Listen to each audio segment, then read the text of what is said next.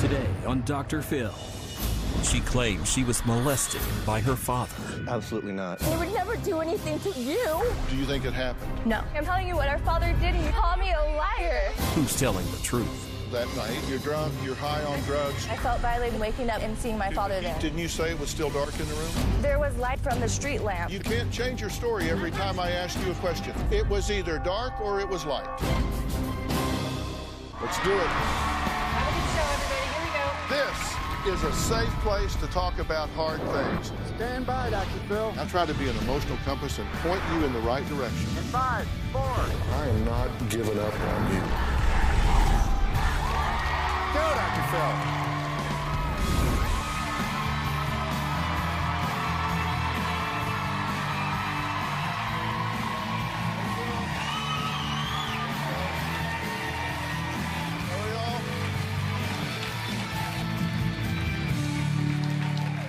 Well, it's a mother's worst nightmare. Your teen daughter, once daddy's little girl, tells you with tears in her eyes, "Mom, Dad raped me." Shocking, yes, but it's a reality for Tina, who says that ugly accusation left her with a huge decision. Who does she believe? The man she's been married to for nearly 30 years, or her youngest daughter? Now, before I tell you whose side she took, I want you to listen to what her daughter Megan describes as a night that changed her life forever, and why she now says she gets physically sick at the sight of her own father. I believe that when I was 18, my father did rape me. Before I came home that night, I was with my brother and his girlfriend at the time. We were getting completely wasted. And then when I came home, I went straight to my room, took all my clothes off, no underwear, no bra, and I jumped into bed and passed out.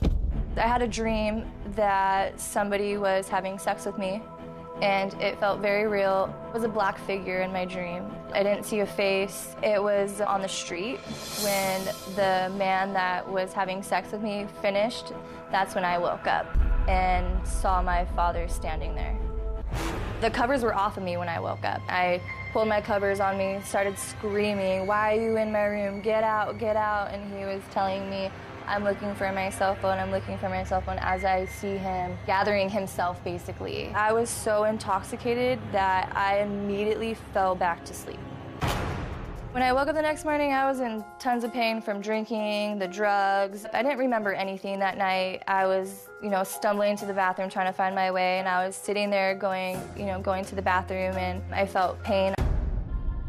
Things slowly started coming back to me, and when I heard my father coming into the house, I started closing the door, and as I'm closing the bathroom door, we caught eye contact, and I saw his face, and he had this crazy grin on his face, like, "Ha, I got you." I saw nothing but pure darkness in his eyes. That's when I realized that it happened. Everything came back, everything. I am 100% sure that my dad raped me that night. Well, as you can see, Megan says she is positive her father did this to her. But who did her mom believe? Megan says that after a year, this didn't happen right away, she finally had the courage to speak up. Her mother and older sister immediately called her a liar. I waited a year to tell my family what happened. The first person I told was my older sister. She called me a liar. Our father that raised us never laid an ill hand on us except to discipline us. I know that he is not a rapist and he's not interested in having sex with, his daughter. But he's still a man. The men still have intentions, bad intentions. Not against their daughter. She told my parents, and I got a lot of angry phone calls, text messages. "How could you say this? You're on drugs, you're lying." They ganged up on me. You woke up and Dad was on top of you. I mean, that's a horrible thing to say. I'm looking for facts, and I don't see any. What facts are there gonna be? They made me feel like the bad guy, like I did something wrong. When we confronted my dad about it, he made a joke, actually, about it. He said it was because I hung out with the wrong crowd, so somebody must have broke into our home and hurt me. He called me a whore and a slut.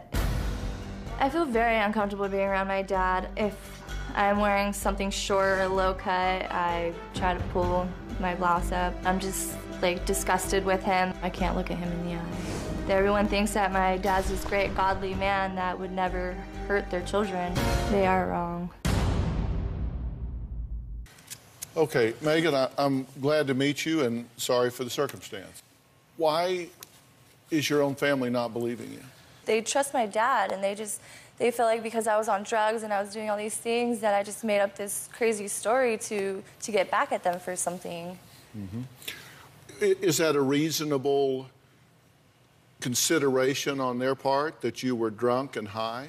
I could see how, that would affect, and believe me, by, me being on drugs, me being drinking and stuff. I can see how they wouldn't believe that because of that circumstance. But, I mean, I'm your daughter, Mom. I'm your sister, Chrissy. Why don't you believe me? As you go back through this mentally, emotionally, physically, yes, you are 100% sure he raped you? I'm 100% sure. You say you can't look at him now. You're disgusted when you see him. Yeah, I'm disgusted. I get anxiety. I can't. What do you want to happen here today? What's your goal in being here? My goal is just getting the truth out and just letting them know, no, I didn't make up this story. This is something that happened to me and that has caused a lot of pain in my life. Well, who's calling her a liar? Megan's mom, Tina, says she can barely look at her daughter and just wants Megan to finally tell the truth. Take a look. I got upset. I felt sick to my stomach. My heart just fell to the ground. And I looked at Megan like, you're a liar. How could you lie to me and say things like that against her family? There's no way in a million years that my dad would ever touch my sister sexually. When Megan told me about these accusations, I was in immediate protection mode of my little sister. I called my mom. I hated her. At that moment, she wasn't my daughter. For saying something like that. I looked her straight in the face and I said, you're a liar, and I hate you. Why, after so many years, Dad has never done anything he's never done anything sexual to us, ever. Why would he try to do something so horrible to you? She didn't just accuse my husband. It felt like we were all being accused.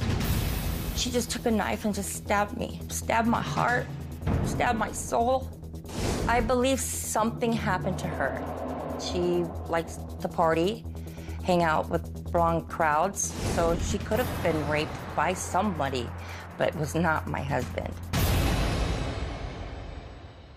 You say that this is like a knife to your heart. What's your reaction to this and what she's saying? It is a knife to my heart.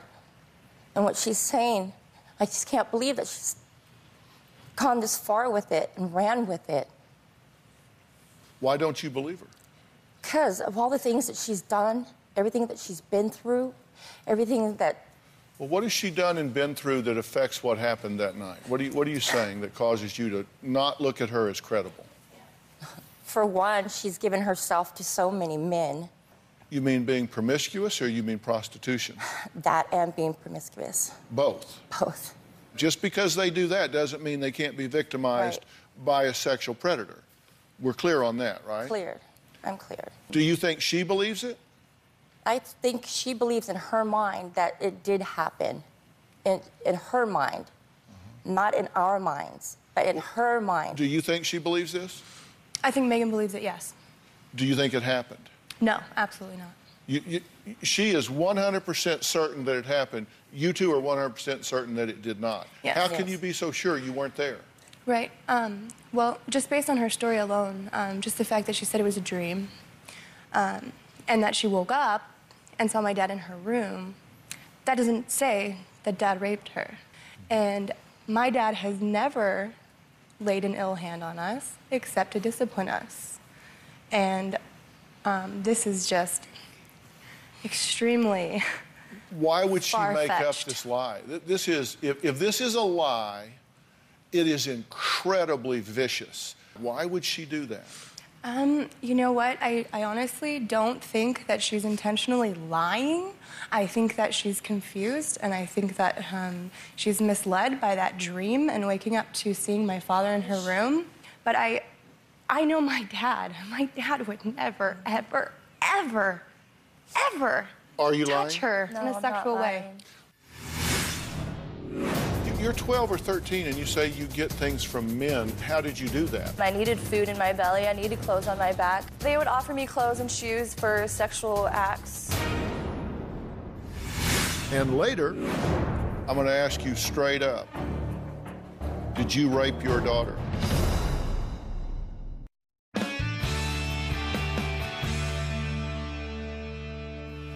How do you get along with your father before this accusation? Before this, I mean, things were okay. Ever since I turned 13 and stuff, and he wasn't really there for me, and he always, you know, every time I went to my parents in general and asked them, hey, I need clothes, or hey, I need this for school, or hey, I want to try out for the basketball team, I need a jersey, or I need this for this, and, you know, they wouldn't give it to me, and my dad would always tell me, hey, go get a job, and I'm like, I'm 13 years old, how am I going to go get a job to support myself? Like, that's a little ridiculous, you know, and so obviously I found other means to get the things that I needed. Dad, When you're always- 12 or 13? Yes, when I was 12 and 13. And what were your other means? My other means were other men that would give me the things that I needed. Mom and Dad were not rich. Mom and Dad were not rich. Mom and Dad, Whenever we weren't needed rich, but something, we always had a nice roof over our We head. always had everything. things. We But had every everything. time I needed clothes or I needed something for if I wanted to go out try for basketball, like I said, I couldn't do that because I couldn't get the jerseys that I needed. That's not true. I couldn't do any of You that. had the stuff. jersey. You're 12 or 13 and you say you get things from men. How did you do that? What would you do? Well, they would offer me clothes and shoes for sexual acts, And you're 12. and I was 12 years old. And so where would you meet these men? Yeah, I go to the mall and. How does this come up? You're at the mall, there's some guy at the mall. Some guys, they come up to me like, oh, you're really pretty, you're very mature for your age, you know, and they would offer me things, and I needed them at the time, you know, I wanted them, I needed food in my belly, I needed clothes on my back, I wanted shoes, they made me feel pretty, and... So you're now saying that you didn't have food to eat when you were 12 or 13? There was times where I'd come home and I'd be like, Mom, what's for dinner? And she would be drunk and upstairs in her room. Mom made dinners all the time. No, I she love didn't. Mom's dinners. Mom made the best dinners all the time. Sometimes You weren't there, Yes, Chrissy. Are you kidding me? You were running around with your friends. You're 4 years older than me, Chrissy. You were Doesn't barely in the matter. household. I still remember coming home. So and you Mom went made to the dinners. mall No. instead and you performed sexual acts with men that would give you money for food or food, Or they would just buy give you me clothes? money. They would buy me, you know, they'd take me out to dinner, feed me. They would give me How clothes. much money would they give you? They gave me like $20, and then they give me clothes. And did you know about this? No. Are you just hearing about it now for the Yes. first time? That's because they were never around. I was always around. You were always drunk. I was working. I worked 7 days. I worked hard. I did what I had No. to do for the family. Don't say no. I will say no because I know what I happened in know. my childhood. I I know. was there. I was there during your childhood, by the way.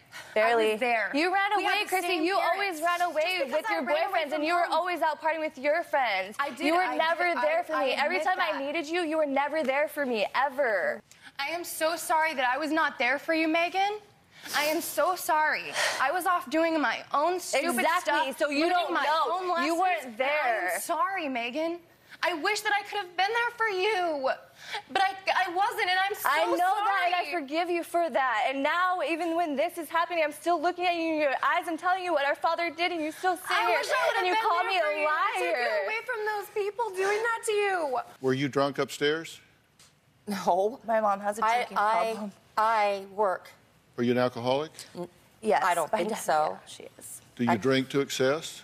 I drink, but just when I come home from work, I drink She starts drinking at 10 o'clock in the morning. I don't. How can I when I have to work? You get home from work at 10 o'clock. She goes to work at 5 o'clock in the morning, comes home by 10 o'clock, and has a freaking 40-ounce and a bottle of vodka and gets wasted. No, I don't. And by the time I get home from school, which is usually around noon or something, she's wasted, and I can't even have a decent conversation with her. Not so true. you feel... Not true. Okay. So you feel I'm like... lying. I'm always lying. I'm the liar. Thank you. So you feel like your family wasn't there for you? No. Well, yeah, I have always said, and I will say again, I think sex crimes and certainly children being molested is a false positive situation in that you need to believe the accuser until you prove otherwise. You know, in the general criminal system, you're innocent until proven guilty. If a child comes forward and says they've been molested, they've been touched, they've been raped, you have to believe that until you investigate and determine whether it's true or not. Because the worst thing in the world you can do is have someone that has the courage to come forward and say that and then be rejected, judged, criticized, not believed. And now, I mean, they're completely lost. And that's the worst thing in the world you could do. That doesn't mean that you don't investigate the crime, because it is not fair to just drop the hammer on somebody that is innocent and has just been accused for other reasons. The man we're talking about, Robert, the father, is here and says Megan is absolutely lying and has fabricated her hateful and disgusting accusation with one goal in mind, and that goal is payback, because she did not like the way she was treated by this family. We're going to find out what he has to say after the break.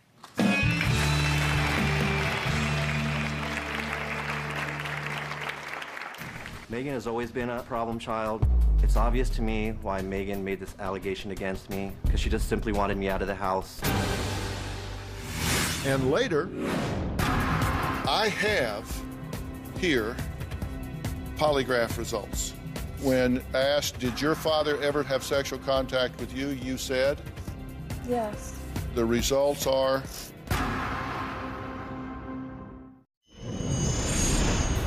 There's always this little tiny voice inside of your head that tells you, well, anything's possible. But in this case, it's your father.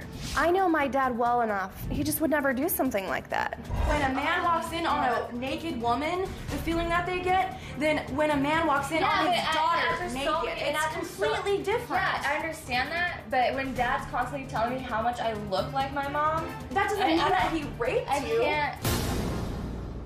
Well, Tina says her family was ripped apart when her youngest daughter, Megan, accused her father of coming into her room in the middle of the night and raping her as she laid passed out and naked from a night of drinking, drugs, and partying. Robert says, of course the family has taken his side, because Megan is making the entire thing up. And until she admits her lie, no one wants to be around her. I was so devastated by Megan's allegations. I would never rape my daughter, or anyone else for that matter. I was never in her room at night, ever. I always go in the morning to get my cell phone, because I need it for work. She usually passes out with the phone next to her somewhere. Didn't find it right away, so I had to wake her up, and she was in a really bad mood. She yelled at me, get out of my room, and here's your phone, and leave me alone. I don't know how a simple thing like going in to get my phone can turn into a rape allegation. My wife's room is next to Megan's room.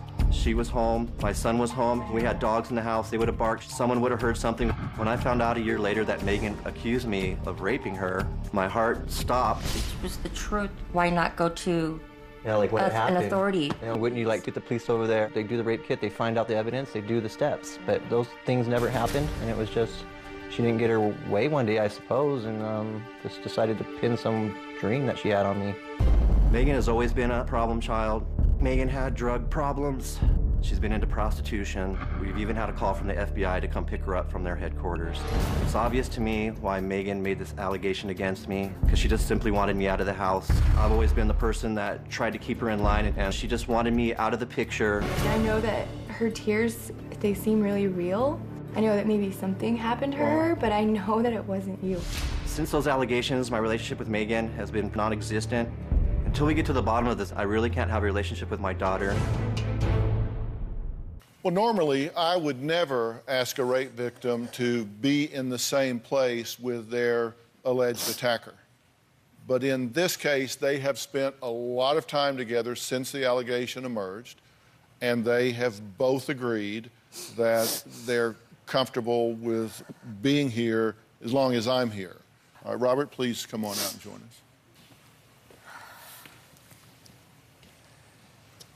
Good to meet you, sir. Nice to meet you. You've been listening to everything so far. Yes. I'm going to ask you straight up.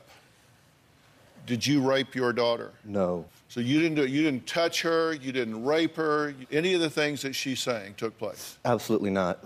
So what is your explanation of this? Why is she targeting you with this allegation? I believe it stems from me not giving her enough attention when she was growing up. Why this particular allegation instead of you beat her or you whatever? Why this? I think she just had so much pain in her, and she felt that it was all my fault that she was feeling this pain, and she just wanted to put her pain onto me. And now I feel pain, you know, so. You understand, if you did this, you are one sick son of a bitch, right? That would be true. That would be true. Yes, it and would. what do you think should happen to somebody if they, in fact, did this? I think they should be arrested and put in jail. And if you did this, then you should be arrested. Yeah, I would turn myself in because I think something was wrong with me. Why not put him in jail? Why have you not filed charges and put him in jail? Because I don't have the proof. Like that night when it happened, I wanted to go to the hospital so bad. I even asked my mom. My mom wouldn't take me, and I didn't want to. The night that it happened? The morning that it happened. My body was shaking. My head hurt so bad I could barely where had walk. you been the night before? The night before, I was with my brother and his girlfriend at the time, and we went down to Mexico, and we were at the bar, and we were drinking. And then after I hit my head, it increased. And how did you hit your head?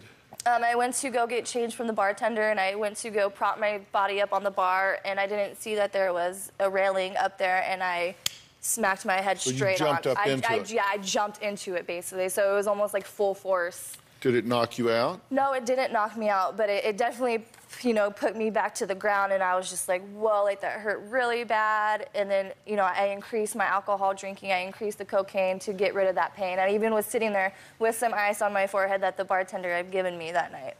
You're out partying. You hit your head enough that it knocks you to the ground. It's so painful that your reasoning is, well, I just need to drink more. Well, to get rid of the pain, yes. And do more cocaine. Yeah, to get rid of the pain. And so you get home about 2? 2, 3, maybe, yeah. Okay, and so you just go into your room, Yeah, and you didn't say you went to sleep, you said you passed out. I passed out. I went and took off all my clothes, and I passed out. And when I woke up, I saw him standing at my bed. So dream sex woke you up, but being physically raped didn't wake you up. No, the dream woke me up. He's never, ever in his whole life have ever messed around on me. Ever. Ever. We've been married for 30 years. He's never done anything wrong. Ever. No. And he would never do anything to his daughters. Certainly not you. Megan says after that horrible night, she created an alter ego named London. But with this new identity came a lifestyle that Megan says she is ashamed of, and she blames her family for forcing her to live that life. We'll find out what that's all about after the break.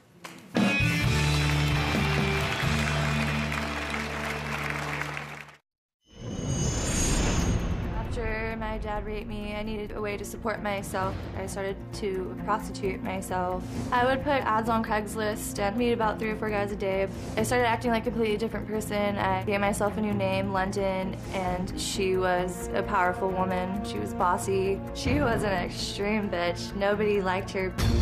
The whole time I was doing this, I was either on drugs or I was drinking. I didn't want to have sex with strangers. Like, that wasn't my ideal day. I needed a way to escape, and that was my escape. But sadly, Megan says that wasn't the first time she felt like she had no other choice but to sell her soul and body for money and attention. As we talked about, shockingly, Megan says the first time she traded sex for money was at 12 years old. She places the blame squarely on what she claims was her parents' horrible parenting. What do you say to all of this? Just hearing this backstage, when I was just listening backstage, my heart just caved in all over again from when I first heard her make that allegation. I want to talk about what Megan has said about the night in question. As I as I look at this, and you guys can just see it from right there, when I look at this, there are versions. You said in the dream, the sex felt good and it was consensual. Right. But you then also said that it actually was scary and a nightmare. You said it was consensual, but then you said it was scary and a nightmare. And in the dream, you said that it was sex we'll call type 1, just kind of regular sex. But when you talk to the show, in the original email, you said you awoke in terror after having a dream of someone having sex with you. Right, I woke in terror when I saw my father. That's when I was scared, when I saw my father. Well, that's not what you said. Yeah, well, in the that's what I taped meant. interview, you said that it was consensual. I do enjoy recalling it in my dream and then waking up. And in a taped interview, you said the sex in the dream was type 2. I'm trying to help you figure this out as well. I understand. Because you're saying scary and nightmare versus consensual, and it was good. You told me here today that it was... In the dream, it was consensual. I wasn't necessarily afraid in my dream, having the dream, but when I woke up to seeing my father there, that's when I woke in terror. That's when I was upset. That's when I was scared and I was screaming. Well, let's talk about that a little bit. You told Chrissy that you woke up to your father holding pants up as he made his way out of the room. Okay? Then you told us that you woke up to your father standing there, pulling something up, assume it was his underwear. He was very close to my bed. I remember him leaning over, picking up something from the ground, and as he's walking away out of my room, I see him like gathering himself. Like that's the only other way I can describe it. Okay, it's just gathering let's himself. talk about that. You told Chrissy when you woke up, Father said nothing as you screamed for him to leave. And when you woke up, Father was shushing me to be quiet as I screamed, asking what he was doing. In the taped interview, when you woke up, all your father said was, I'm looking for my cell phone. Yeah, that's what he said. He said, I'm in here. He told me when I woke up, I was like, what are you doing in my room? Get out. He's like, I'm looking for my phone. I'm looking for my phone. And I'm just like, just screaming at him. Well, did you scream or not scream? I did scream. How loud did you scream? Show me how loud you screamed. I said, get out, like, pretty loud. That's not screaming. That's not loud. Well, to me, I guess it was loud. Okay, so you didn't scream. Because I'm wondering, you didn't hear anything. I didn't hear anything. You said the next morning, Dad gave you an evil smile and you put it all together. Okay, that's what you said to Chrissy. Then you said to us in the email, you made your way to the bathroom, you discovered the pain and the night flashed before your eyes and you remembered everything. Yeah. Okay? But then in a taped interview, we said we caught eye contact while closing the bathroom door. He had a crazy grin on his face like, ha, gotcha. That's when I realized this had happened.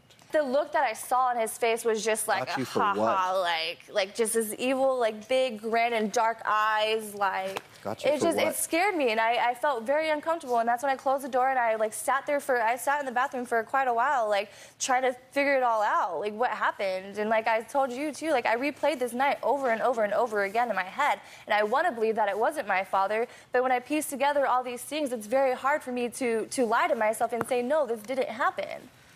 We're going to take a break. Megan's parents say playing the victim is nothing new for her. And they say that her holding on to this ugly story is just another example of Megan forcing herself to be the center of attention while playing the victim.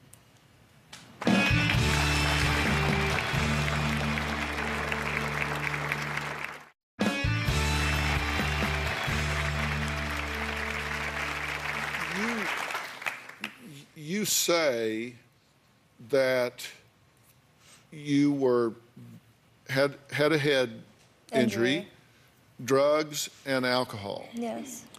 Have you ever asked a doctor about this? No, I never talked to a doctor. No, I never. Because I want you to. Yeah.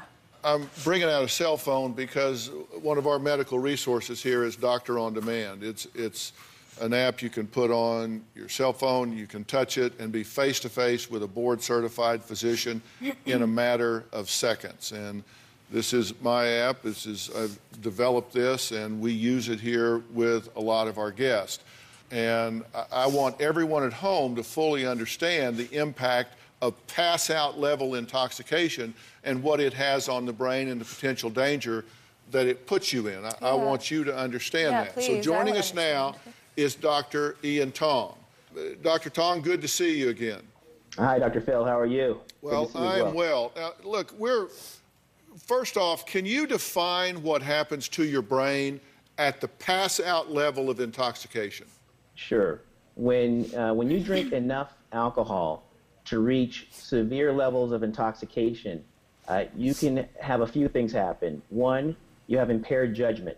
Your ability to really be able to decipher between a conscious state and unconscious state also begins to diminish, which means you may not realize that you're going in and out of consciousness. And this is something that people often refer to as blacking out. Many drugs can cause that, but when it happens with alcohol, you often go in and out in what's called a fragmented blacking out.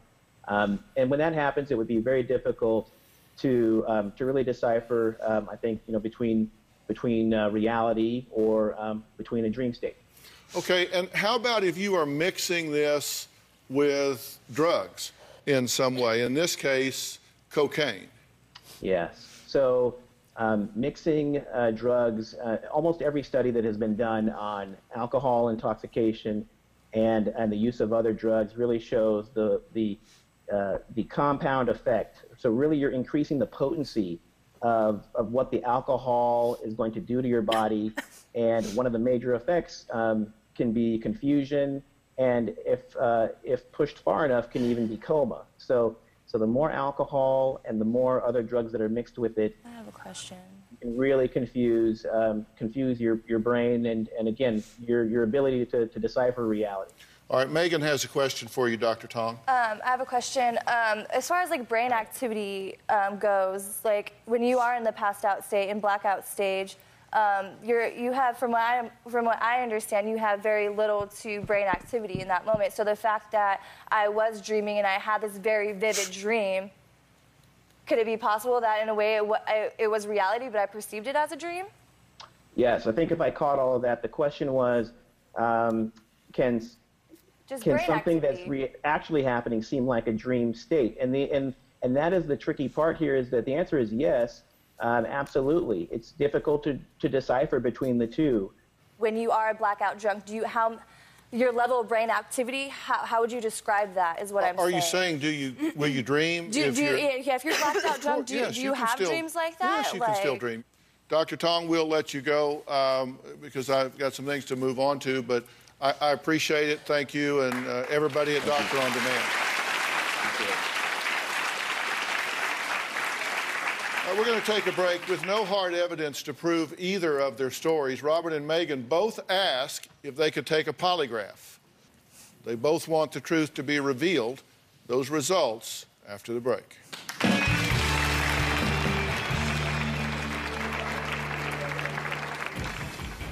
Okay, Megan, let's go down this way to the examination room. I am taking this test to prove to my family that I am telling the truth, that my father did rape me that night. I feel like I will pass this test 100%. I'm about to take the polygraph test, and I hope to show my daughter that whatever she thinks of me is not true. I can't wait for the truth to come out and have this nightmare be over.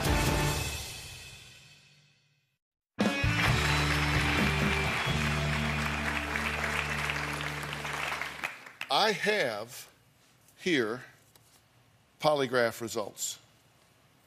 This has not been opened. I don't want to open it. I will if I have to, but I don't want to open it. We know that you have felt set apart from this family for most of your life. Yeah. We know that you have felt like your mother was unplugged and drunk, at times completely unengaged. You felt that your father was harsh in terms of get a job, don't bug me, certainly not someone you consider to be nurturant. Yeah. You felt like they had a different relationship with you than they did with others in the family. Yeah. I have seen people that have that perception, true or false, that say, you don't give me your attention, by God, I'll get your attention. Hear me out. I know. I'm not saying this is you. I'm not saying this is you. I just want you to hear what I'm saying. I'm listening. And then I hear you say, I go out, I bash my head to the point it knocks me down.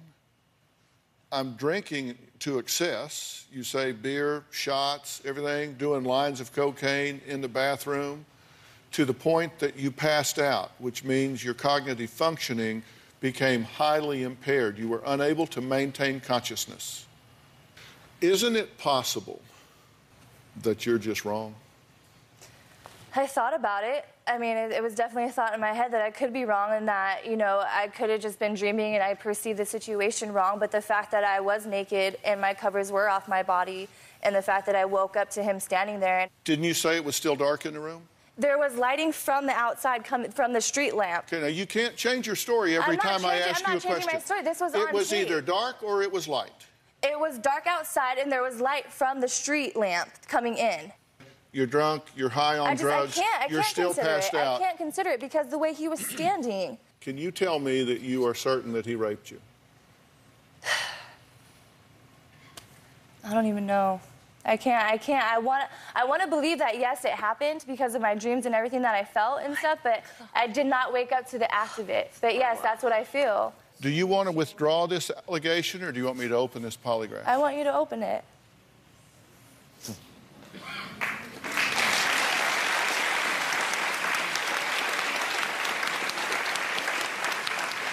Because something needs to happen. Like, I don't know what it is, but this vision that I have is just, it's horrible. I think she needs to know that my dad didn't do that. Yeah, I need to know that my dad did not do that to me, because that's what I want to believe. I want to believe that he didn't do that. That's what my heart wants to feel, but I can't feel that way because I don't know what happened.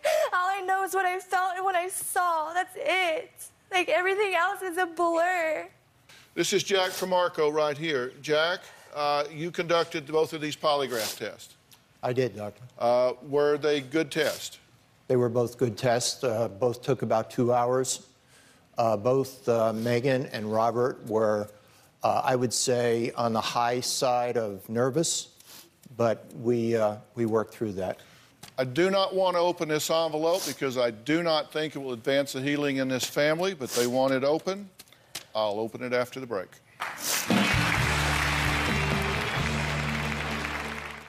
Okay, we're back. There is a serious allegation from this daughter that this father raped her. They have taken a polygraph, and I was in hopes of not having to open this. When asked, did your father ever have sexual contact with you, you said? Yes. Did your father ever have sexual contact with you in your room? You said. Yes. The results are that that was deceptive. And that's fine. They told you. We then spoke to Robert on the test. The questions were, did you ever have sexual contact with Megan? Your answer was? No. When she was a teen, did you ever have sexual contact with Megan? No. The results of the test are that it was non-deceptive.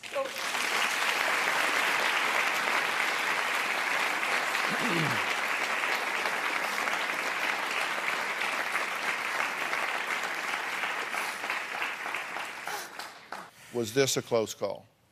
No, in order for Robert to have passed the test, he would have needed a +2, and he ended up with a +8.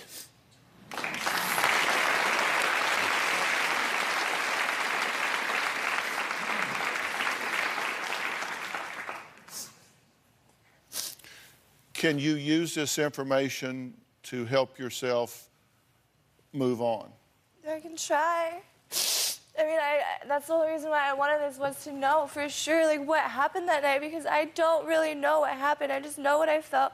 I know what I saw, and that's where I got these feelings. That's where I got this idea in my head that it was him. If I get you some professional help to sort this out, are you willing to accept that help? Are you willing to do that work? Yes. You'll take some help to work through this. How do you feel about this at this point? I'm relieved, but I'm also still sad that this all had to happen. And I'm still willing to forgive her. I love her. I love my family. Well, okay. And so now it begins. This show is not the end of this, it's the beginning for this family. I do want to thank all of my guests today. A very special thanks to Jack Tremarco, and a special thanks to Dr. Tong and our medical team at Doctor On Demand for assisting us in helping you understand the impact. I'm proud to say that Doctor On Demand is my app and a company that I've put together, and if you at home want to have your own Doctor On Demand, you can go to Google Plays or App Store, download the app, push the button, and there you are. Thanks for being here. So long.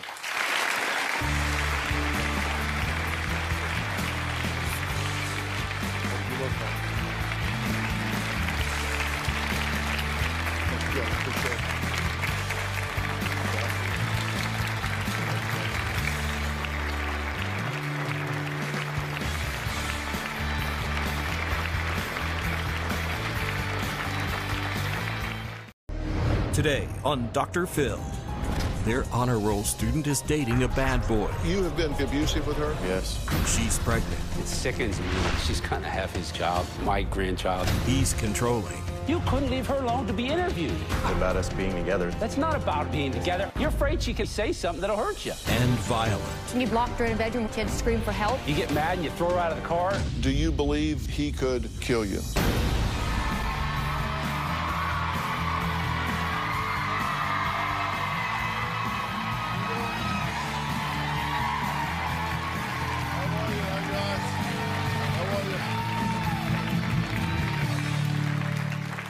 You know, as parents, your child's graduation day is a big deal.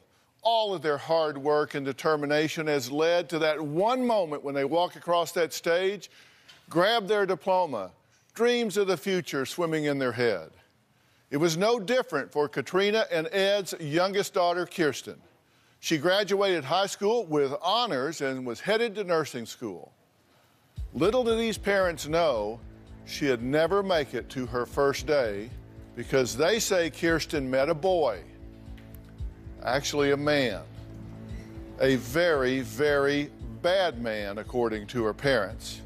Today's episode will have you pulling your hair out and screaming at your TV and thanking your lucky stars that it isn't happening to you and your child. John and I have been together for about 7 months. I'm 18 and John is 30 years old. I don't really see any problem with our age difference. I'm Kirsten's older sister. I dated John 4 years ago, and I actually broke up with him because he was way too controlling. When I first met John, I took Kirsten with me, and she immediately nicknamed him Creepy John and Crazy John. When I met John, he said all the right things. I tried to be open-minded. My husband, Ed, did not like John at all. Once I learned the age difference, I knew he was no good. I refused to talk to John. After about a month of dating, John and I moved in together. I love him more than I've ever loved anybody. Her parents are trying their best to keep us apart and to break us up. If John thinks I'm trying to keep my daughter away from him, that's the one thing he's got right. Well, Kirsten's dad has a very good reason to keep John away from his daughter. John can be really abusive towards me. When I get mad, I get a surge of rage that flows through my body. I can't control it. One time, John got really mad and grabbed me by the throat. John has told me he was going to beat me the up. She grabbed me by my face. I retaliated by digging my elbow into her. She had a bruise afterwards, pretty bad bruise. Recently, John has thrown me on the bed and covered my mouth and my nose, and I couldn't breathe. I fear that someday John will kill me. Okay, guys, how did we get in this situation? Because you forbid her to see him. The day I found out, I basically put her on lockdown. I didn't He forbid her to see him, but you went behind his back, let her use your phone to call him, and you enabled her to re-engage in this relationship. Yes. Right before they left, she had her cell phone on her dresser. I looked down because it went off, and it was John's name on her phone. At the time, I didn't call her out on it because I wasn't sure. But when they left, I got on our account, and I looked up, and I saw that they were texting back and forth. I had my daughter's phone blocked from his, but my wife was letting her use her phone.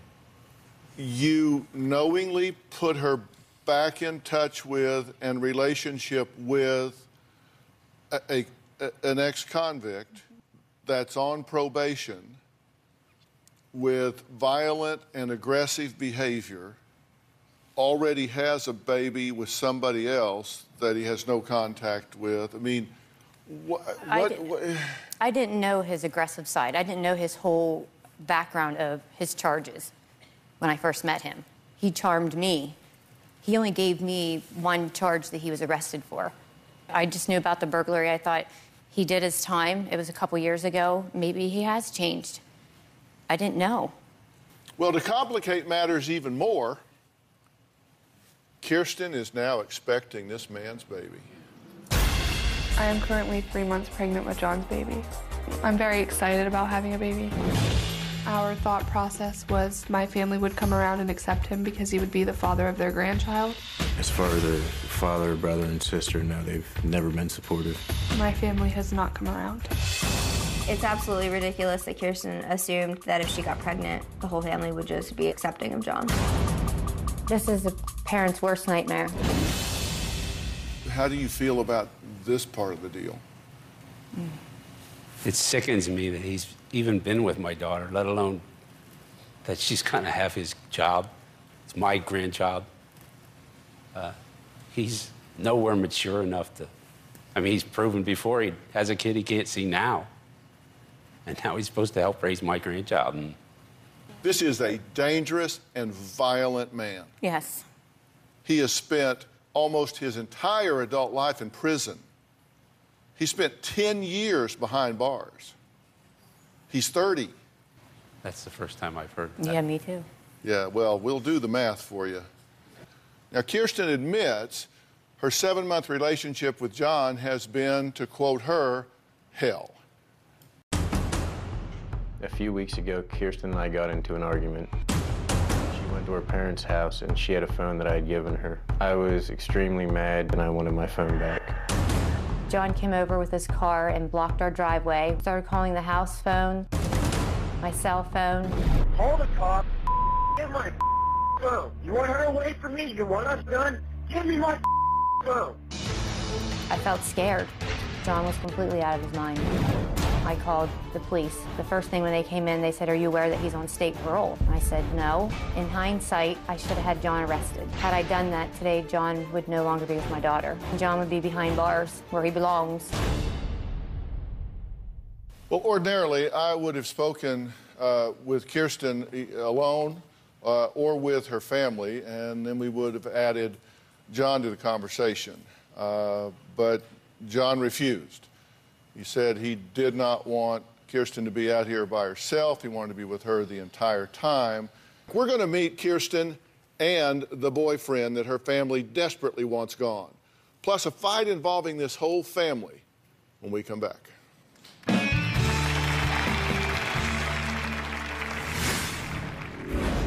You get mad and you throw her out of the car?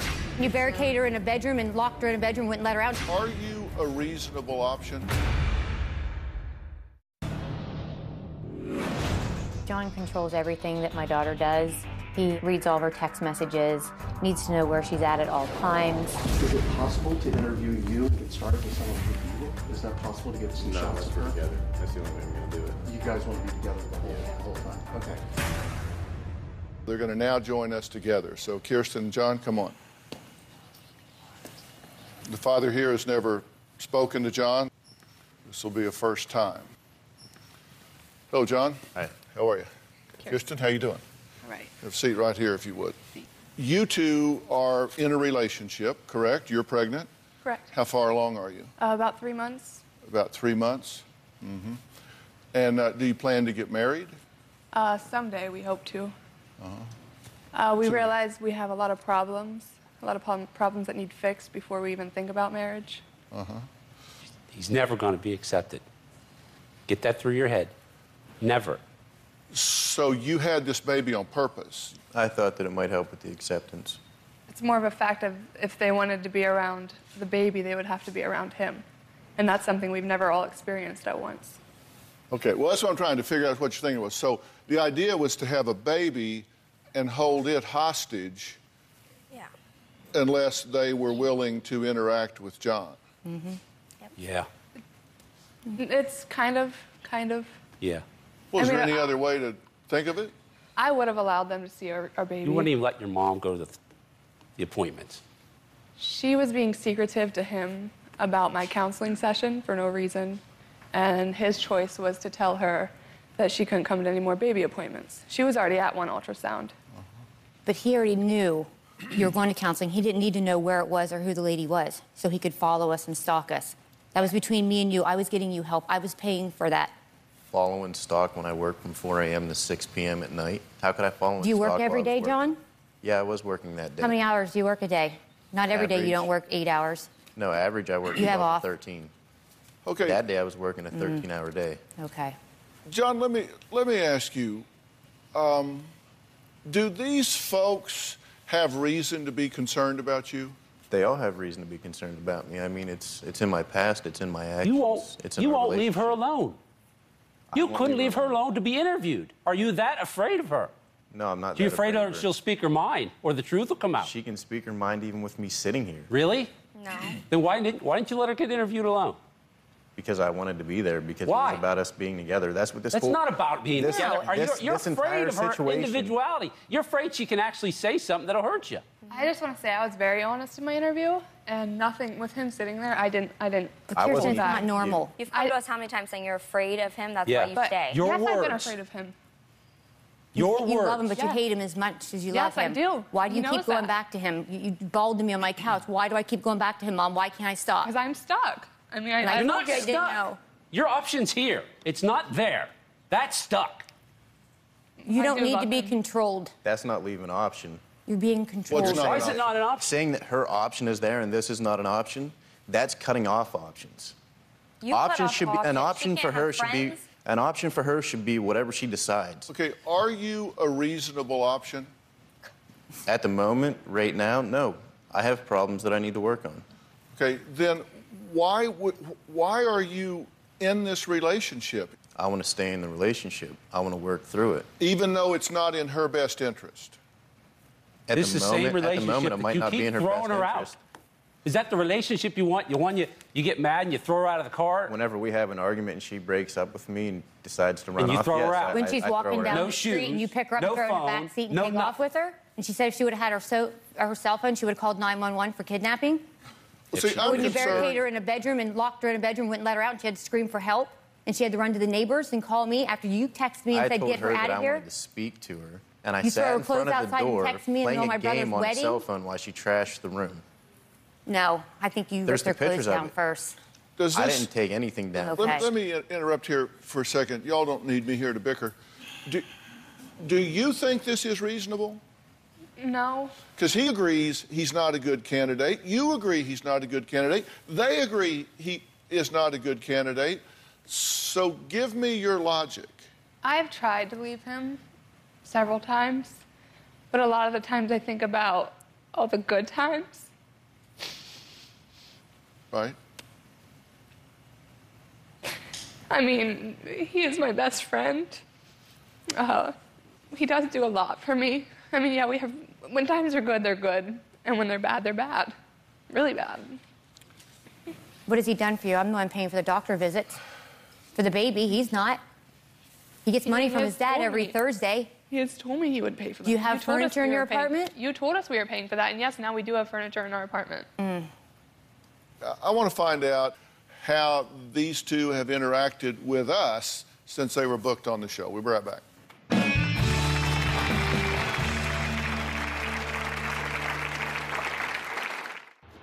I feel very isolated.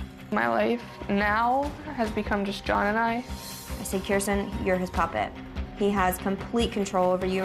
He has brainwashed her, and I see a girl now that just bows down to this awful man. I tried to get Kirsten into counseling. She went to 2 appointments, and then she took off and went back to John. I thought she wanted to get me into counseling to help me be stronger and have a healthier mindset. It was actually to tear John and I apart. The counselor told me that I should leave John, that he will kill me. We've been talking to Kirsten's family about Kirsten's boyfriend and father to her future baby. Now, her mother, Katrina, says her eyes were open wide when she learned the full extent of John's criminal history. Recently, I went to the courthouse, and I found out a lot more than what John originally told me. I believe John deserves a second chance. People need to stop judging John and be more open-minded. John was arrested for burglary, false statements, breaking a PFA. One time when I was talking to John, he did mention, don't be alarmed if someone comes to you and says anything about raping any girls, because it's not true. I've done close to 10 years incarcerated. I was 19 when I first went to jail for criminal mischief. I did 5 months. I got the burglary charge. I was sentenced 6 months to 7 years. I violated, I think twice I went back for 18 months to 2 years. I think that's why I'm as aggressive as I am. I'm in the process of turning my life around. I'm not judging him from his past. He had a chance to prove to me that he was a good person, that he was changed, man. He has not changed one bit. You used the word, you said, that's why I'm so aggressive. What do you mean aggressive? By aggressive, I mean the way that I'm protective or I'm over-controlling, or pretty much whenever you're incarcerated, everything that you care about, you have to fight for. You've done close to 10 years, and you're only 30. Yeah. So most of your adult life, you have been in prison. And several of those times you've been in prison because you got out of prison and they said, here are the rules to follow while you're out. And you couldn't follow those rules, correct? No, I couldn't. John's been very controlling since we booked you guys on the show. Would you agree with that? Yeah. He tried installing an app on her phone to record all of her activity, calls and texts. You aware of that? Yeah. How do you feel about that? Overly watched. He had to be home when she sent physical abuse pictures in order to see what was sent. Correct? No, I was not home for those pictures. The pictures that I had to be home for was the pictures that had property damage inside of the apartment. Texted the show from Kirsten's phone and said we are requiring a female interviewer for the field shoot. I think he told me to do that when we were laying in bed at the time. So he told you to do it? Yes, he did tell me to do it. He uses her phone quite often. That's how I found out she was pregnant. Oh, this is Kirsten. You started an argument minutes into Kirsten's pre-interview. The AP heard fighting and then the phone went dead, correct? Correct. That's so correct. You wanted to disrupt the process. That's correct. After the fight, John said he couldn't be separated from Kirsten while doing anything for the show. John has backed out of the show at least 5 times, says he's doing the show because he loves you. He wants 15 minutes of fame. I wouldn't even be here if it You wasn't said it. You said it. Those were your words. Yes, Those are my you words. did. I don't care. I don't even want to be on this show. You know Seriously? what's weird is when she wrote in, they weren't together, so she wrote in to get help, to get away and stay away. But it wasn't even 4 days later that they got back together. I got more help. I felt like I was falling apart. I was extremely depressed. I know I do love this man, but I knew there was really big problems. He is the only thing allowed to be in her life. You have been physically abusive with her? I have, yes. And what did you do to her? I've grabbed her by the arm. I've put my hand on her neck. I've pushed her on the bed. You kicked her out in the middle of the night with no bra, no shoes on, no phone. You kicked That's not physically abusive. Tell them about the bruise on your arm that was the size of a You let a softball. 17-year-old out at 3 a.m. in the morning, hiding in a parking lot, calling How her many friends times has she scared. just ran out of the Her apartment? phone's and left? done. We don't know. How many Yeah, times how did you many knock times? the door down at the beach? You knocked the door down and took the phone that Good, was stand I me paid down. for and broke the phone, smashed it. Well, I made a list, actually, of abuse. You're real cool, John. I made a list of John's abusive behavior according to you. This is what you told us, that he has hit the brakes, causing Kirsten's head to slam into the dash. Yes. And he would do that repeatedly, right? Yeah. He'd be like Yes. that, just keep going and keep going. True? That's true. Is there any other piece of information that you need to have that this man does not have your best interest at heart, that he goes into a rage and loses control of himself? I know he does that. It's just, like I said, it's very hard for me. Like, I've left him multiple times and I've fallen right back. Okay, but you understand that's not normal. Yeah. That's not okay. Yes, I do He's grabbed Kirsten's throat and pushed her against the side of the car, locked her in the bedroom for trying to visit Grandma without him. Kirsten screamed for help before released. He bit Kirsten's lip, then bruised her arm and dug his elbow into her arm and says, "How does that feel?" Threw a bucket of ice and a bucket of water on Kirsten and threatened her with another bucket of water unless she joined him in bed. How is that okay with you? It's not. Well, apparently it is, because you continue to be with him, which means you're enabling him. You're not helping him, you're enabling him to abuse you.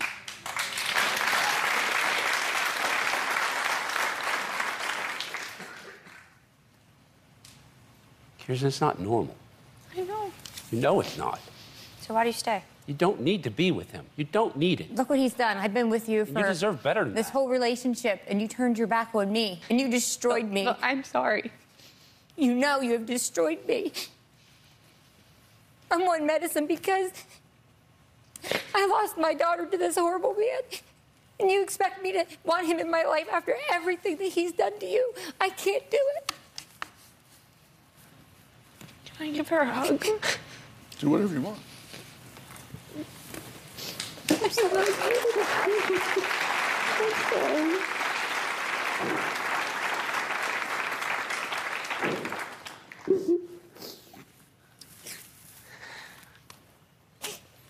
You wrote me a letter on June 30th of this year. Have you read this?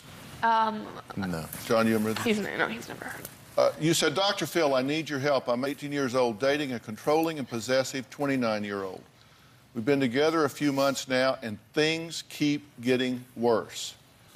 He says, "I'm a sick, disgusting bitch." And you end that letter by saying, "Dr. Phill, I need help. I fear for my life. I'm stuck in an extremely abusive relationship, but I can't get out." Then, on 9/11 of this year, just a few weeks, you said, "I'm begging for help," all caps. "I am now pregnant." 10 weeks as of today, he's mentally, physically, emotionally abusive. "I've lost all of my friends. I'm losing my family. He's making me choose. He's thrown things at me. He's picked me up in the middle of the street and thrown me in the back seat of the car. I'll write to you every day if that's what it takes. I have not talked to him for a few hours. He's been sitting outside my parents' house now for 2 hours because I won't give him the phone. I'm falling apart. I just need something, anything. Please help me."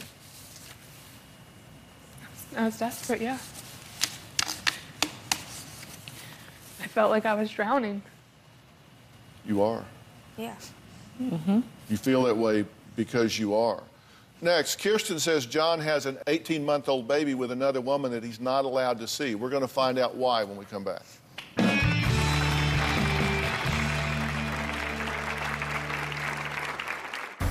It completely shocks me that in a few months' time, my sister has done a complete 180. She told me, "Well, I'm gonna do what I wanna do," and we got in a big fight, and she said, "Well, then you can consider me dead." Kirsten thinks she's going to raise this baby with John in this apartment they have. At this point, Kirsten has no job, no financial means of supporting herself or this baby. Eventually, my husband and I are going to be helping her raise this baby. They have absolutely no clue what they're doing. I don't need support from other people. I know for a fact we can do it on our own. My daughter has no idea what she's gotten herself into. Do you agree that you are in an abusive relationship? 100%. Do you believe that he could seriously hurt you or kill you? Yes. And I have a list of the things that have happened here. I mean, he accuses you of being with other people, right? Right. He constantly looks through your phone, correct? He's deleted your Facebook and 300 followers on your Instagram. Promised no more fights if you would just get rid of them. Yeah. How'd that work? It didn't.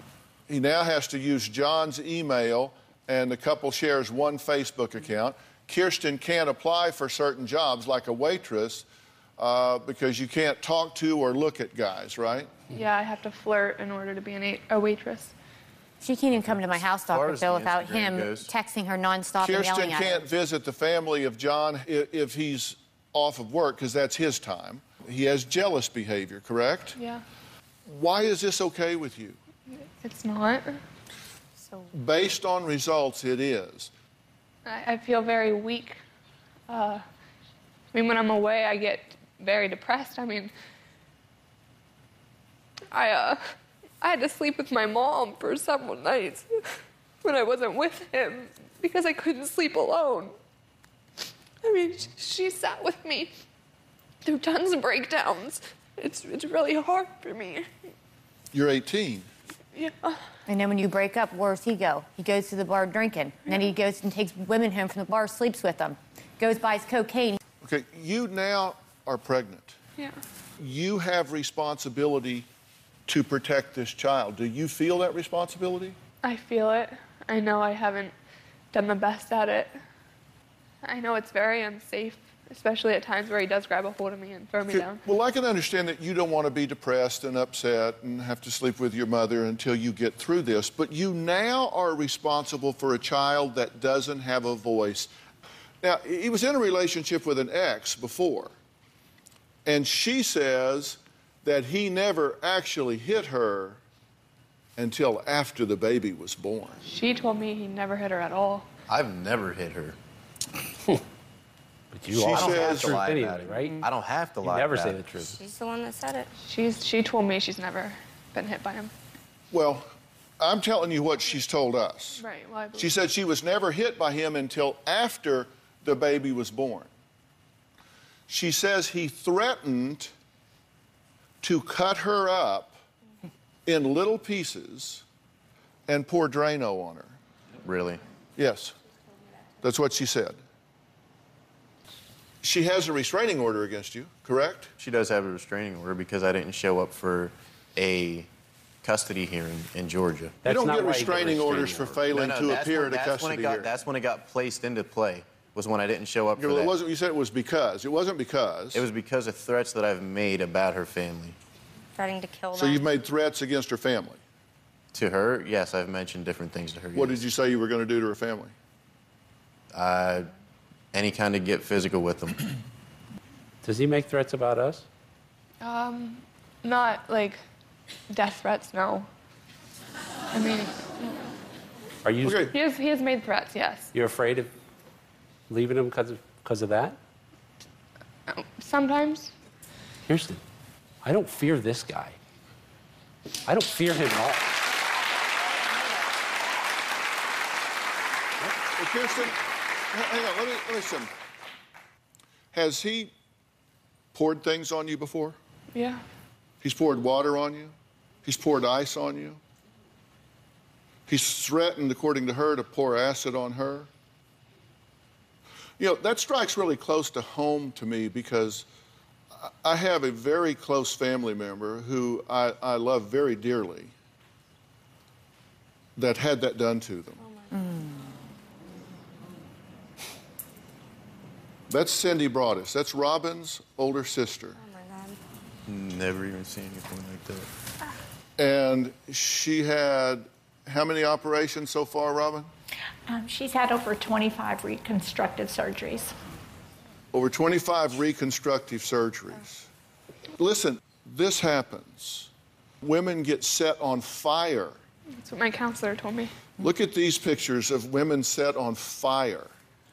The woman in the middle and the woman on the far right It was only verbal until the day they were set on fire. John's ex and the mother of their 18-month-old baby says that John shook their baby after the baby accidentally headbutted him. Is that true or false? John has a restraining order on him from his son's mother. John has an 18-month-old child with somebody else. John can't really see him at all. On Father's Day, he asked the baby's mom if he could just come see him for 15 minutes and was told no. John's ex and the mother of their 18-month-old baby says that John shook their baby after the baby accidentally headbutted him. Is that true or false? That's completely false. I held him out in front of me and said, take him like this. I just want you to have a full set of information. I asked Dr. Pat Basu to join us. He's the chief medical officer of Doctor on Demand, which is our own company for telemedicine. It's our family business. Dr. Basu, how are you, sir? Doing well, Dr. Phill. How are you? Well, I am well. Tell me what shaken baby syndrome is. Sure. Shaken baby syndrome is a form of child abuse.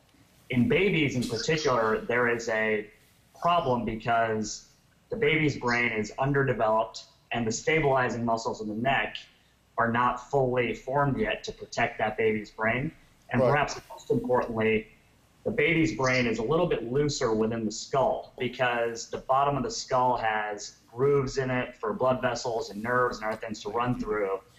It's sharp and it basically scrapes and causes a jagged surface for that brain to slide across and roll around under when it's shaken vigorously. We're seeing essentially a whiplash effect, and you see the bleeding starting to form, and this is often fatal, correct? That's correct, Dr. Phill. All right, Dr. Basu, thank you so much for joining us. I appreciate you and everyone at Doctor on Demand. So, what do you hear? What do you hear the doctor saying here? A lot of dangerous things. Nothing positive. All right. Are you willing to take that risk? You need to think about that. Next, will Kirsten stay with John or do as her family wishes? We're going to find out what she thinks and what John thinks when we come back.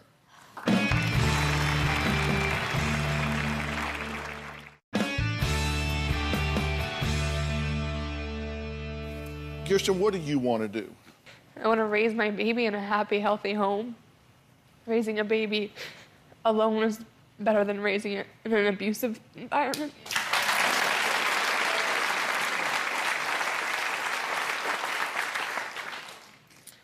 John, what do you want? I want us to get help and work through things together. John, here's the problem. You are an at-risk individual. I agree. I think you know that you get into a panic and sometimes a panic rage where after the fact, you can't believe if you even remember some of the things that you do. I agree. I do not believe he is evil to the core. I do not believe that he wants to hurt you or the baby, and I think he would be sorry on death row when it happened. And you may say, well, but, you know, I love him. I want to be him. When it's good, it's good. Now, you're smarter than that. He does need help. Nobody's ever tried to help him. They've just judged him and caged him. True? That's true. Why don't you let me get you some help seriously to stop this from going on inside you? Why don't you have it fixed so you can go and be a partner, be a father, be the kind of man that you are truly proud of? I'm willing to. Will you take that help? Yes. You need to be out of this relationship absolutely, unequivocally, until that is done. Okay. There is no question about it.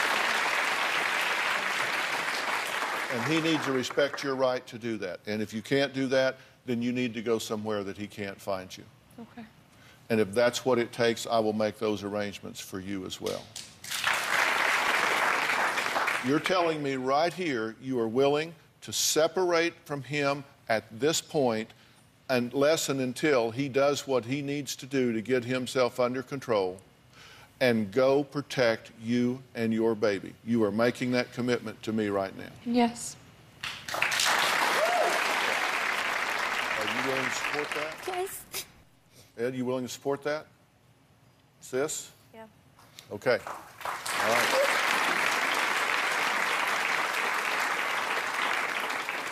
What do you want to say?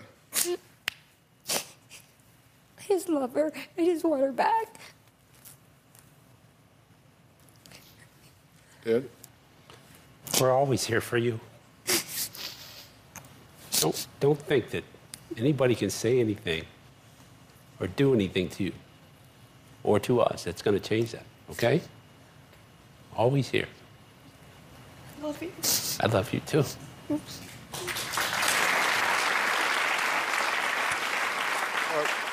When we come back, my wife Robin has been busy with her foundation When Georgia Smiled. I get to brag about her latest news after the break.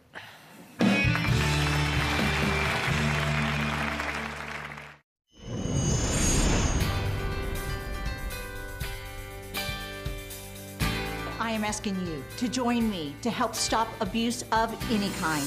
I teach family dynamics at Whitehall High School.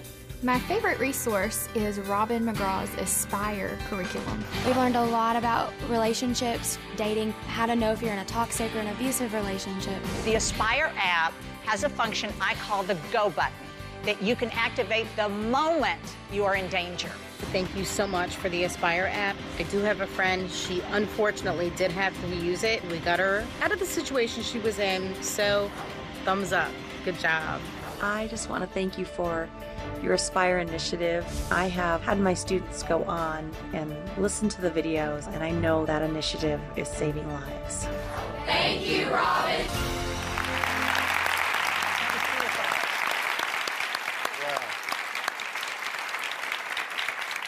Well, I hope you're proud of all that. Oh, I'm so proud. That was very emotional to watch that. Yes, I'm very proud. Last year, Robin created a foundation named after her mother, and the foundation is called When Georgia Smiled. Its mission is to help empower and stand up for anyone who is being abused or neglected.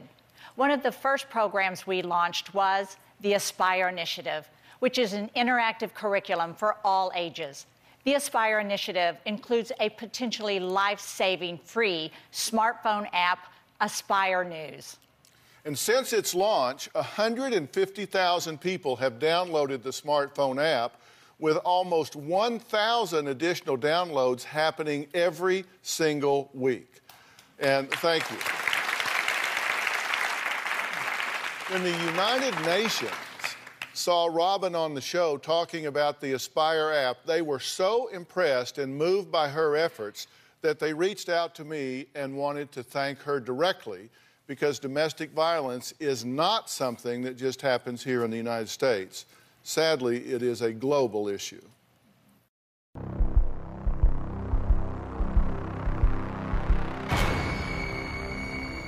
He dragged me from home, had a knife, told me to take off my pants and my underwear, and then that's when he started raping me.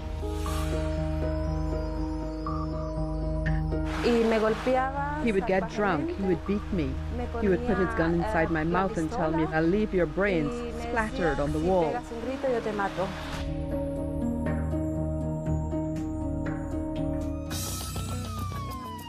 If you experience or witness violence, do not keep silent. Help is available. Speak out, seek support, and help save lives. Please welcome Phumzile Imlu Bunaka. Thank you so much for being here. Thank you so much, Robin, for doing this. We work with women around the world who need Aspire, and you saw in the video, all over the world, this is the challenge. I want you to talk about a very exciting campaign that you're doing, the He for She campaign. Talk about that a little bit. This is where we are calling on good men to come forward and to accept being the champions of ending gender inequality of all forms. And in that process, you just go into a website, heforshe.org, and you accept being a he for she. But that implies that you're willing to take action to do something.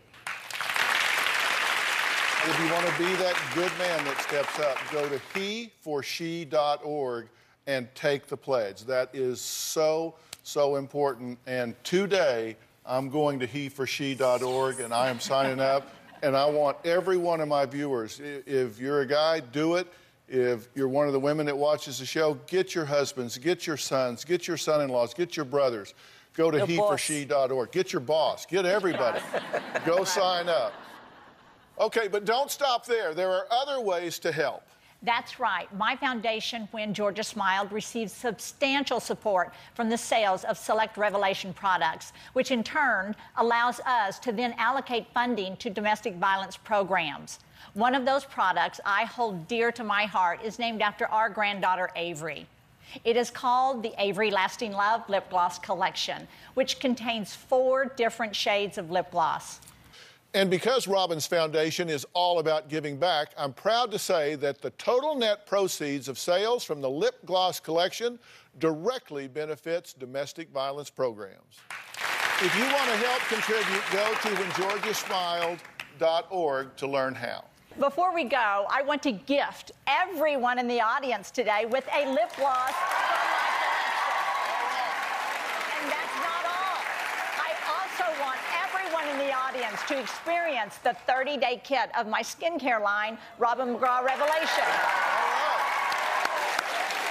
Log on to robinmcgrawrevelation.com to learn more. All right, I want to thank all of my guests today, and a special thanks to the Executive Director of UN Women, Phumzile Mla Bonata. Thanks so much. Goodbye.